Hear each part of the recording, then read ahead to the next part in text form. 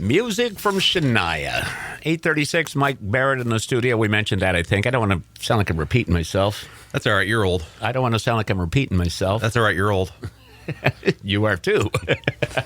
Okay. Good policies. Yeah. Good policies. Everybody needs to. Everybody has to have insurance for one reason or another. Business owners need to have it. Homeowners need to have it. Renters need to have it. Drivers need to have it.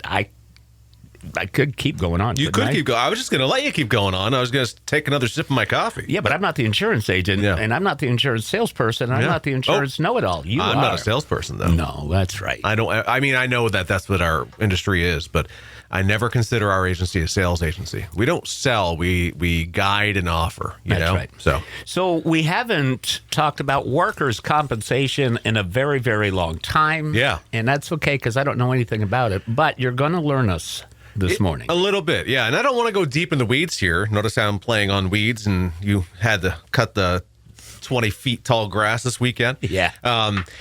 So workers' compensation, what is it? Who needs it? Why do you need it? Very simple. All right, let's start with who needs it. Anybody who has employees. All right. Anybody who has employees. Who could that be? It could be farm employees. So if you're a farmer and you have employees, by law, I think there's actually has been a long time exemption there where you don't have to have it by law, but it doesn't mean you're not exposed if you don't have it.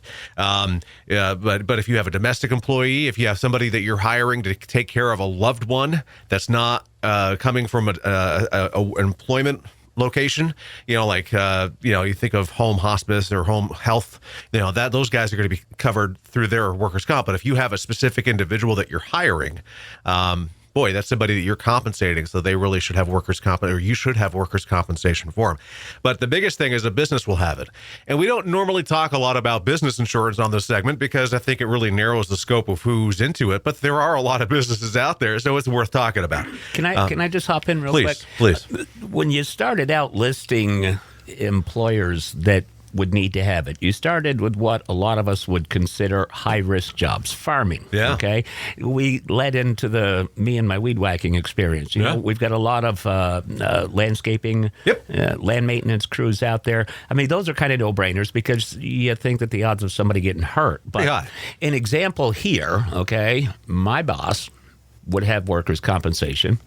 A very low-risk job. Right. But I could fall down the stairs. Right. You could be injured on the job. No doubt about it. So, but you're absolutely right. And you're leading to part of the discussion here is that, the risk is rated on, the severity or the possibility of injury, right? So from being a desk jockey or a disc jockey or an office person in general to being somebody who's a mechanic, a contractor, or a painter, it's going to be a huge difference in price, right? Somebody who's a waiter or a waitress, somebody who's a bartender, somebody who's a cook in the back of the kitchen, all, again, huge exposures, different rate. We're talking pennies on the dollar, but, we're talking first who, why, and what. Why do you need it? Well, if you are an employer and you are paying somebody, you are now liable if they do sustain an injury on the job. So you're going to want to need protection. So they can be the best friend you've ever had, but gosh forbid, if they really hurt themselves and they're in a financial pinch, guess what? They're going to have no choice but to go after you. So if you have been employing them legally, you need to have workers' compensation to be compliant with the states. So that's a really big thing. But one of the things that people don't think about is how a workers' compensation policy is rated. How premium is incurred, okay? So it is, like you mentioned, it's based on the occupation. So the occupation of being an office employee versus a hairstylist versus somebody working behind the counter at a convenience store, it's going to be different. And it's rated on a per $100 of pay. Remuneration is what we call it, all right? So for every $100 that an employee is compensated, your workers' comp will charge you a certain amount. And an office person could be 26 cents or less an hour, or not an hour, sorry, 26 cents or less per 100. So that's where you get the rate.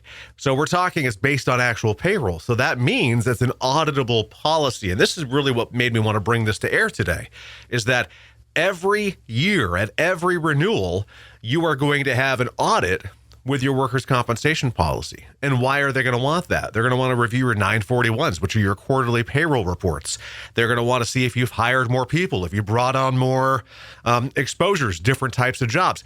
Every year, your policy could go up or down based on what you are reporting for payroll. Well, that's huge. That leads me to a question that I think one of our business owners out there may have just had pop in their head.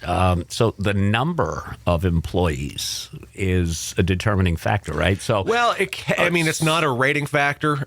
It's really what you're paying them, but it's a number. We're trying to have an idea of what you have for employees, but it's really based on pay. Based on pay and what they are doing. You could be in a business that has 4 or 5 different, what we call class codes. So 4 or 5 different job descriptions. Somebody who's doing office, like a landscaping company. Let's use them as an example. You've got somebody at a landscaping company who's the one that's at the office doing payroll and doing all the desk jockey stuff. That's going to be one rate. You have one person who's doing nothing but maybe snow plowing in the wintertime. That's another rate. You have another person who's mowing lawns. That's another rate. So it can vary from company to company. So you need to really keep the payroll per job class separate so you're not paying too much for one or too little for another. Well, you also, too, want to make sure that your employees are covered in the event of an accident or an emergency, because that's what it's there for. Right. You want them to be able to recover and return. Exactly. And 2 huge things, and I can't put enough emphasis on the correct syllable as many times. This is the biggest thing here. So the 2 biggest things with workers' compensation is A, if somebody sustains an injury on the job, you have to report that. I believe the time window is within 48 hours.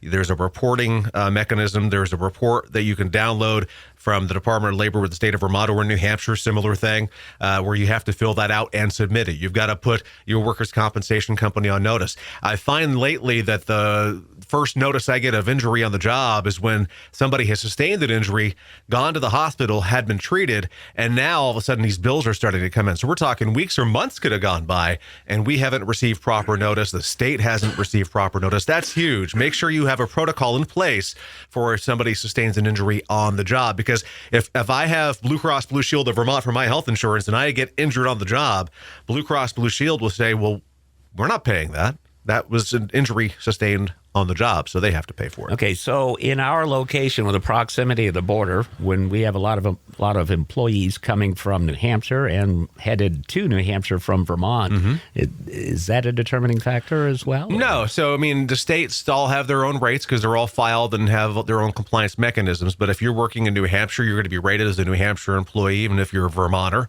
If you're a New Hampshire resident coming to Vermont to work, you're still going to be rated on the Vermont rate code because you're working for a Vermont company. So that's really the big thing. The only time you see a variable there is health insurance, right? If you work at a Vermont company and you're from New Hampshire, you got to have a New Hampshire compliant health insurance. That's not going to be a similar case with the workers' compensation realm. And the last takeaway is if you get an audit, please complete it. Because companies have really started enforcing penalties for not doing it, where you could be paying way more than you should be, rather than just completing the audit itself, where you could either pay less or even in some cases, if you over-reported payroll one year, think of COVID and how many people may have had a higher payroll prior to 2020, you could be seeing money coming back to you. So keep that in mind. All right. So, folks, if you have questions, give us a call, 748-5224. Find us on Portland Street in St. Johnsbury. We are online, thebarrettagency.com, Google, Facebook, and YouTube. Just look for Barrett Insurance Agency. By the way, did you hear about the sad news in music? We lost Olivia Newton-John. Yeah. Isn't that horrible? Very sad to hear that yesterday. Very sad to hear that. Yep. All right. So we move on with Blue October.